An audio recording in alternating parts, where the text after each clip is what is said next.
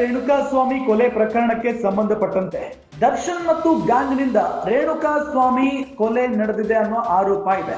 ಕೊಲೆ ಸಂಬಂಧ charge sheet ನಲ್ಲಿ ಪೊಲೀಸರು ಸಲ್ಲಿಸಿದ್ದಾರೆ. ದರ್ಶನ್ ಮತ್ತು ಗ್ಯಾಂಗ್ನಿಂದಲೇ ರೇಣುಕಾಸ್ವಾಮಿ ಹತ್ಯೆಯಾಗಿದೆ ಅಂತ. ನಟ ದರ್ಶನ್ ವಿರುದ್ಧ 3991 ಪುಟಗಳ ಚಾರ್ಜ್ ಶೀಟ್ ಸಲ್ಲಿಕೆಯಾಗಿದೆ. ಹೈಕೋರ್ಟ್ ಮೆಟ್ಟಿಲೇರಿದ ಕೊಲೆ ಆರೋಪಿ ದರ್ಶನ್. ಚಾರ್ಜ್ ಶೀಟ್ ಬಹಿರಂಗಪಡಿಸುವುದು ಬೇಡ, ಚಾರ್ಜ್ ಶೀಟ್ ನಲ್ಲಿರುವ ಅಂಶಗಳ ಬಹಿರಂಗ ಬೇಡ. ಹೈಕೋರ್ಟ್ಗೆ ರಿಟ್ ಅರ್ಜಿಯನ್ನ ಸಲ್ಲಿಸಿದ್ದಾರೆ ನಟ ದರ್ಶನ್. ಚಾರ್ಜ್ ಶೀಟ್ ಬಹಿರಂಗಗೊಳಿಸದಂತೆ ನಿರ್ಬಂಧ ವಿಧಿಸಲು ಮನವಿಯನ್ನ ಮಾಡಿಕೊಂಡಿದ್ದಾರೆ.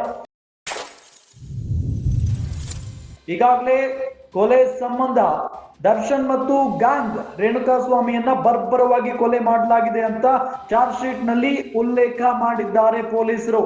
ನಟ ದರ್ಶನ್ ವಿರುದ್ಧ 3991 ಪುಟಗಳ ಚಾರ್ಜ್ ಶೀಟ್ ಸಲ್ಲಿಕೆಯಾಗಿದೆ.